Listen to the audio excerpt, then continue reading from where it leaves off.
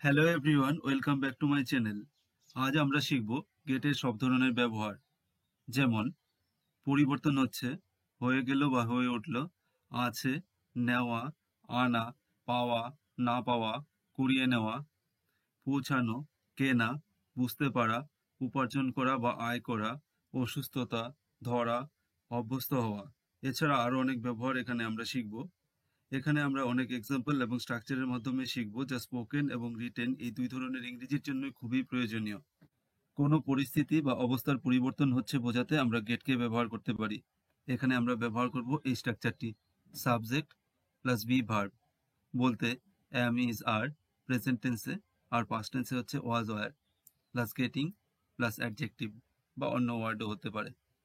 উদাহরণ হিসেবে, চা ঠান্ডা হয়ে যাচ্ছে, এর ইংরেজি আমরা এভাবে বলবো টি ইজ গেটিং কোল্ড। সে রেগে যাচ্ছে, এর ইংরেজি আমরা এভাবে বলবো হি ইজ গেটিং অ্যাংরি। তুমি মোটা হয়ে যাচ্ছ, ইউ আর গেটিং ফ্যাট। আমার দেরি হয়ে যাচ্ছে, আই এম গেটিং লেট। দাম ক্রমশ বেড়ে যাচ্ছে, এর ইংরেজি হবে the prices are getting higher. তোমার স্বর আরো জোরে হচ্ছে, your voice is getting louder. পরিস্থিতি আরো খারাপ হচ্ছে, এর ইংরেজি হবে the situation is getting worse. হয়ে গেল বা হয়ে উঠল বা হয়ে পড়ল, এই ধরনের বাক্যগুলোর ক্ষেত্রেও আমরা গেট ব্যবহার করতে পারি। এখানে স্ট্রাকচারটি হবে subject plus goat plus object বা আদার। উদাহরণ হিসেবে, সে বিভ্রান্ত হয়ে গেল, এর ইংরেজি আমরা এইভাবে বলবো হি গট কনফিউজড। তারা ব্যস্ত হয়ে গেল, এর ইংরেজি হবে দে গট বিজি। ছাত্ররা উত্তেজিত হয়ে উঠল, দ্য স্টুডেন্টস গট এক্সাইটেড। আমরা হতাশ হয়ে পড়লাম, উই গট ডিসঅ্যাপয়েন্টেড। তারা বিরক্ত হয়ে গেল, এর ইংরেজি হবে দে গট বোর্ড। ভাত ঠান্ডা হয়ে গেল, এর ইংরেজি হবে দ্য রাইস গট কোল্ড। জল গরম হয়ে গেল, এর ইংরেজি হবে দ্য ওয়াটার গট হট। বাক্যে যখন আমরা বলি হওয়া বা হও, তখনও আমরা গেট ব্যবহার করতে পারি। এখানে দেখে নেওয়া যাক কিছু বাক্য এবং তাদের ইংরেজি। দুপুরের খাবারের জন্য প্রস্তুত হও, এর ইংরেজি হবে গেট রেডি ফর লাঞ্চ। রাস্তার খাবার খেয়ে আমার খাদ্যে বিষক্রিয়া হয়েছে, এর ইংরেজি আমরা এভাবে বলবো I got food poisoning from eating street food. তাড়াতাড়ি তৈরি হও, আমরা অপেক্ষা করছি, এর ইংরেজি হবে hurry up and get ready, we are waiting. দেশের পূর্বাঞ্চলে বেশ বৃষ্টিপাত হয়, the east of the country gets quite a lot of rain. ঠান্ডা হওয়ার আগে খাবারটি খাও, এর ইংরেজি আমরা এইভাবে বলবো it your meal before it gets cold. কারো কাছে কিছু আছে বোঝাতে আমরা গেট ভার্বটিকে ব্যবহার করতে পারি। এখানে স্ট্রাকচারটি হবে এমন: subject plus have plus goat plus object. উদাহরণ হিসেবে, আমার একটা ফোন আছে, আমরা সাধারণত বলি আই হ্যাভ এ ফোন, তবে আমরা স্পোকেন ইংলিশে এমন করেও বলতে পারি I have got a phone.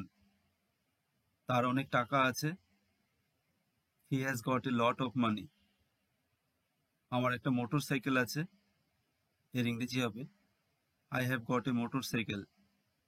আমার একটা ল্যাপটপ আছে, এর ইংরেজি হবে I have got a laptop. তোমার কাছে অনেক ব্যাগ আছে, you have got many bags. টিনার একটা সোনার চেইন আছে, এর ইংরেজি হবে Tina has got a gold chain. তাদের একটা গাড়ি আছে, দে হ্যাভ গট এ কার। নেওয়া বোঝাতেও আমরা গেটকে ব্যবহার করতে পারি। এবারে দেখে নেওয়া যাক কিছু বাক্য।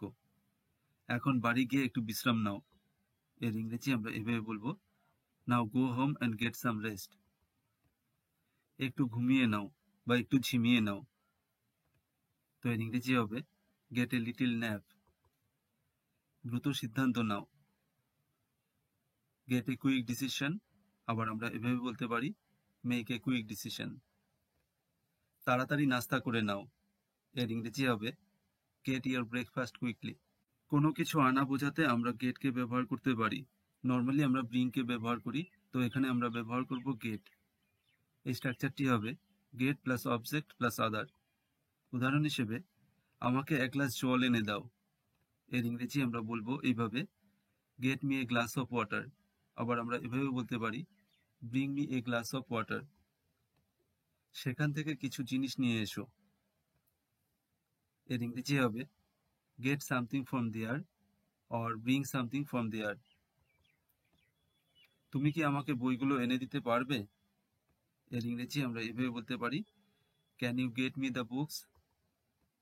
বাজার থেকে সবজি এনে দাও। এর ইংরেজি যদি গেট দিয়ে বলি তাহলে আমরা বলবো, get the vegetables from market. এক প্যাকেট দুধ আনো দয়া করে। Gate A packet of milk please. তোমার ক্যালকুলেটরটা আমার কাছে এনে দাও।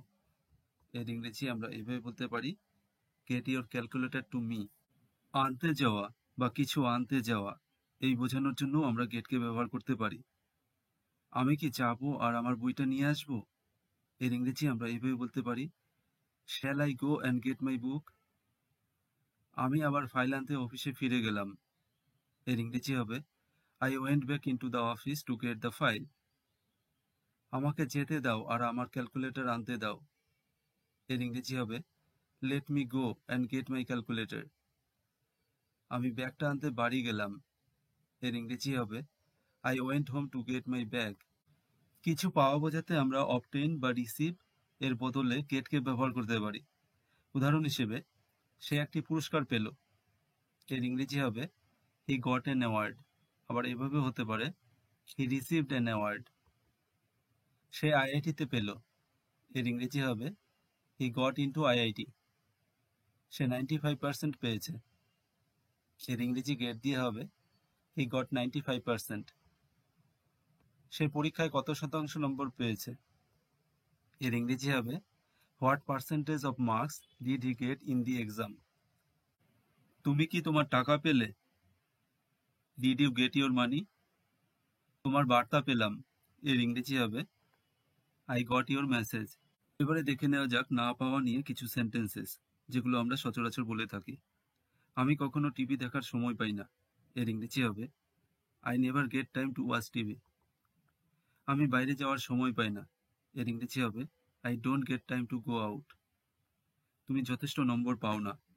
এর ইংরেজি হবে, you don't get enough marks. আমি ফোন করেও তাকে পাই না।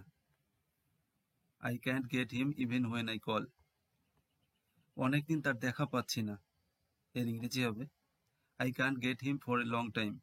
পাইয়ে দেওয়া বা জোগাড় করে দেওয়া, এগুলো বোঝাতেও আমরা গেটকে ব্যবহার করতে পারি। উদাহরণ হিসেবে, বাবার কাছ থেকে কিছু টাকা পাইয়ে দাও। এর ইংরেজি হবে, get some money from father. ভাই তোমাকে একটা খেলনা পাইয়ে দেবে। এর ইংরেজি হবে, brother will get you a toy. সে তোমাকে একটা বই পাইয়ে দেবে। এর ইংরেজি আমরা এভাবে বলবো, হি উইল গেট ইউ এ বুক। আমাকে একটা কাজ পাইয়ে দাও। এর ইংরেজি আমরা এভাবে বলবো, গেট মি এ জব। আমাকে একটা বান্ধবী জোগাড় করে দাও। গেট মি এ গার্লফ্রেন্ড। তাকে তৎকাল ট্রেনের টিকিট করে দাও। এর ইংরেজি হবে, গেট হিম এ তৎকাল ট্রেন টিকিট। তুমি তাকে একটা গাড়ি জোগাড় করে দাও। এর ইংরেজি হবে, ইউ গেট হিম এ কার। সুযোগ পাওয়া বোঝাতেও আমরা গেটকে ব্যবহার করতে পারি। এখানে আমরা দুরকম স্ট্রাকচার দিয়ে সেন্টেন্সগুলো করতে পারি। প্রথমটি হচ্ছে subject plus get to plus verb, অর্থাৎ ভার্বের বেস ফর্ম বা V1। আবার এই স্ট্রাকচার দিয়েও করতে পারি, subject plus get a chance or get the chance plus to plus ভার্বের বেস ফর্ম বা V1। উদাহরণ হিসেবে, তোমার সাথে কথা বলার সুযোগ পেলাম। এর ইংরেজি হবে, I got to talk to you. আবার এভাবে হতে পারে, I got the chance to talk to you or I got a chance to talk to you. আপনি নতুন মানুষের সাথে মেশার সুযোগ পান। এর ইংরেজি হবে, you get to mingle with new people. আবার এভাবে হতে পারে, you get the chance to mingle with new people. আমি প্রতিদিন তাকে দেখার সুযোগ পাই। এর ইংরেজি হবে, I get to see her everyday. আবার এভাবে হতে পারে, I get the chance to see her everyday. কাজ করানো বা কাজ করিয়ে নেওয়া, এই বোঝাতেও আমরা গেটকে ব্যবহার করতে পারি। এখানে গেট পজিটিভ ভার্ব হিসেবে ইউজ হবে। এখানকার স্ট্রাকচারটি হচ্ছে সাবজেক্ট প্লাস হেল্পিং ভার্ব যদি প্রয়োজন হয় plus get. Plus object plus V3, অর্থাৎ ভার্বের past participle form plus other. উদাহরণ হিসেবে, আজ সকালে সে তার গাড়ি পরিষ্কার করিয়ে নিল। এর ইংরেজি হবে he got his car clean this morning. আমার অতিথি আসার আগে আমাকে ঘর পরিষ্কার করাতে হবে। এর ইংরেজি হবে I have to get the room cleaned before my guest arrives. সে তার গাড়ি মেরামত করিয়েছে। এর ইংরেজি হবে he got his car repaired. অনুষ্ঠানের আগে আমার চুল কাটাতে হবে। এর ইংরেজি হবে I need to get my hair cut before the occasion. কোথাও পৌঁছানো এর কথা মনে পড়তে আমাদের মনে পড়ে এই ওয়ার্ডগুলোকে, রিচ বা অ্যারাইভ। তবে এখানে আমরা ব্যবহার করব গেট।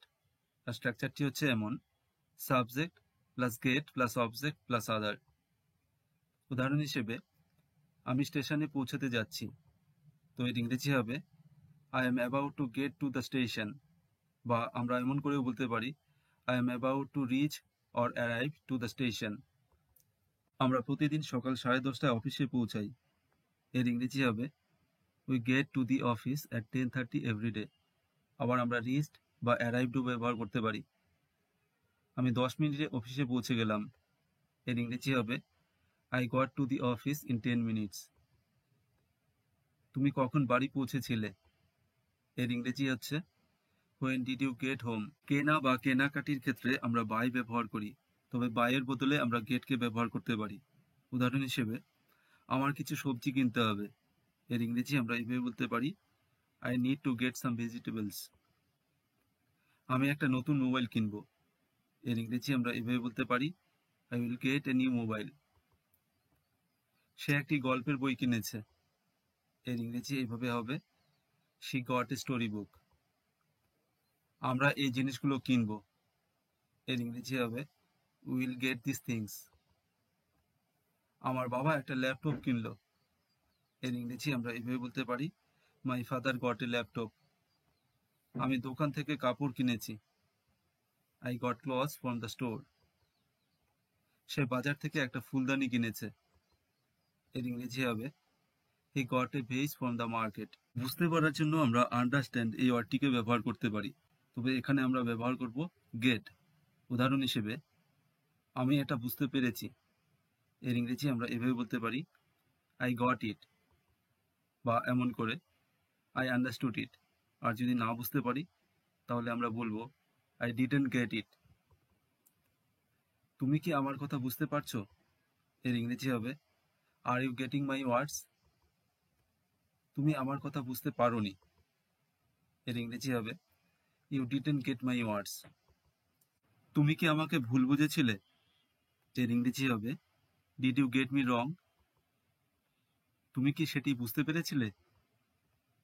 এর ইংরেজি হবে ডিড ইউ গেট দ্যাট। উপার্জন করা বা আয় করা এর জন্য আমরা ব্যবহার করতে পারি গেট বা আর্ন এই ভার্বগুলোকে। এবারে দেখে নেওয়া যাক কিছু উদাহরণ। সে প্রতিদিন 800 টাকা আয় করে। এর ইংরেজি হবে he gets 800 rupees per day.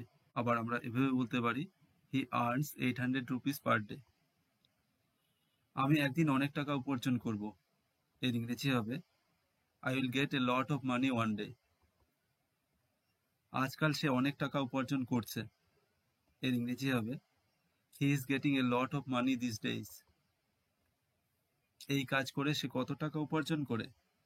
এর ইংরেজি হবে how much money does he get doing this job. শারীরিক অসুস্থতা বোঝাতে আমরা ব্যবহার করতে পারি হ্যাভ ভার্বকে, তবে হ্যাভ এর বদলে আমরা গেটকে ব্যবহার করতে পারি। এবারে দেখে নেওয়া যাক কিছু উদাহরণ। আমার মাথা ব্যথা হচ্ছে। এর ইংরেজি আমরা এভাবে বলতে পারি I am getting a headache. আর যদি আমরা হ্যাভ ভার্ব দিয়ে বলি তাহলে আমরা বলবো আই হ্যাভ এ হেডেক। তার পায়ে ব্যথা হচ্ছে। এর ইংরেজি হবে he is getting pains in his legs. তার জ্বর এসেছিল। এর ইংরেজি এইভাবে হতে পারে হি গট এ ফিভার। আবার যদি হ্যাভ ভার্ব দিয়ে হয় তাহলে আমরা বলবো হি হ্যাড এ ফিভার। তার পিঠে ব্যথা হচ্ছে। এর ইংরেজি হবে he is getting a back pain. কোনো কিছু ধরা বোঝাতে আমরা যেমন হোল্ড বা ক্যাচ এই ওয়ার্ডগুলোকে ব্যবহার করি বা এই ভার্বগুলোকে ব্যবহার করি, তেমনি আমরা ব্যবহার করতে পারি গেটকে। এবারে দেখে নেওয়া যাক কিছু উদাহরণ। মোবাইলটা সাবধানে ধরো। এর ইংরেজি আমরা এভাবে বলতে পারি গেট দ্য মোবাইল কেয়ারফুলি। বা হোল্ড দ্য মোবাইল কেয়ারফুলি। তুমি বলটা ঠিক মতো ধরতে পারোনি। এর ইংরেজি আমরা এইভাবে বলতে পারি, you didn't get the ball properly. আবার আমরা হোল্ড বা ক্যাচ এই ওয়ার্ডগুলোকেও ব্যবহার করতে পারি। লাফানোর সময় দড়িটি শক্ত করে ধরো। এর ইংরেজি আমরা এইভাবে বলবো, get the rope tightly while skipping. শেষ পর্যন্ত পুলিশ চোরটিকে ধরে ফেলল। Finally the police got the thief. দিতে পারা বা না পারা, করতে পারা বা না পারা, এইসব বোঝাতেও আমরা গেটকে ব্যবহার করতে পারি। উদাহরণ হিসেবে, আমি কি তোমাকে একটা কলম দিতে পারি? এর ইংরেজি হবে, can I get you a pen? আমি তোমাকে কিছুই দিতে পারিনি। এর ইংরেজি, I couldn't get you anything. আমি সিলটা খুলতে পারছি না। এর ইংরেজি আমরা এইভাবে বলতে পারি, I can not get the seal to open. সে একা সেই কাজগুলো করতে পারতো না। এর ইংরেজি হবে, he couldn't get those work alone. অভ্যস্ত হওয়া, এর জন্য আমরা ব্যবহার করব গেট ইউজ টু এই ফ্রেজটিকে। স্পোকেন এবং রিটেন ইংলিশে এটি খুবই ব্যবহার করা হয়। এবারে দেখে নেওয়া যাক কিছু উদাহরণ। তুমি শীঘ্রই কাজটির সাথে অভ্যস্ত হয়ে যাবে। এর ইংরেজি হবে, you will soon get use to the work. কিছুদিন পর তুমি একা থাকতে অভ্যস্ত হয়ে যাবে। এর ইংরেজি আমরা এইভাবে বলবো, after a few days you will get use to living alone. সে রাতের বেলা কাজ করতে অভ্যস্ত হয়ে গেছে। এর ইংরেজি হবে, he gets use to working at night. তোমাকে অবশ্যই তাড়াতাড়ি ঘুম থেকে ওঠার অভ্যেস করে নিতে হবে বা অভ্যেস করতে হবে। এর ইংরেজি হবে, you must get use to getting up early. বেরিয়ে যাওয়া বোঝাতে আমরা গেটকে ব্যবহার করতে পারি। এখানে আমরা ব্যবহার করব গেট আউট এই ফ্রেজটিকে বা এই ফ্রেজাল ভার্বটিকে। উদাহরণ হিসেবে, আমার ঘর থেকে বেরিয়ে যাও। এর ইংরেজি হবে, get out of my room. আমি পরিস্থিতি থেকে বেরিয়ে যেতে চাই বা বেরিয়ে আসতে চাই। এর ইংরেজি আমরা এভাবে বলতে পারি, I want to get out of this situation. আমি সেখান থেকে বেরিয়ে যেতে সক্ষম হয়েছিলাম। I was able to get out of their. তারা আমাদের জোরে জোরে বেরিয়ে যেতে বলল। এর ইংরেজি হবে, they asked us loudly to get out. সবশেষে আমরা দেখে নিচ্ছি গেটের আর একটি ব্যবহার, ওঠা অর্থে। উদাহরণ হিসেবে, গাড়িতে ওঠো বা ভ্যানে ওঠো বা ট্রাকে ওঠো। এর ইংরেজি হবে, get in the car, or get in the van, or get in the truck. আবার একই রকম ভাবে বাসে ওঠো বা ট্রেনে ওঠো। তখন কিন্তু আমরা বাসে বা ট্রেনে উঠে ঘুরোঘুরি করতে পারবো, হাঁটতে পারবো। তখন তাই আমরা ব্যবহার করব গেট অন। আর সেন্টেন্সগুলো হবে, get on the bus or get on the train. সকালে তাড়াতাড়ি ঘুম থেকে ওঠো। এই ক্ষেত্রে আমরা ব্যবহার করব গেট আপ এই ফ্রেজাল ভার্বটিকে। সেন্টেন্সটি হবে, get up early in the morning. তেমনি সকালে তোমাকে কখন ঘুম থেকে উঠাবো। এর ইংরেজি হবে, at what time should I get you up. সিঁড়িতে উঠুন। এর ইংরেজি হবে, গেট অন দ্য স্টেয়ার্স। এবার বাস বা গাড়ি বা ট্রেন থেকে নামার জন্য আমরা কোন ভার্ব ব্যবহার করব? এখানে আমরা ব্যবহার করব গেট অফ এই ফ্রেজাল ভার্বটিকে। আর সেন্টেন্সগুলো হবে, get off the bus or get off the car or get off the train. তাহলে আমরা দেখলাম সেন্টেন্সে গেট ব্যবহার করলে সেন্টেন্সগুলো অনেক সুন্দর হয়, অনেক অ্যাডভান্স হয়। Thanks for watching, have a great day.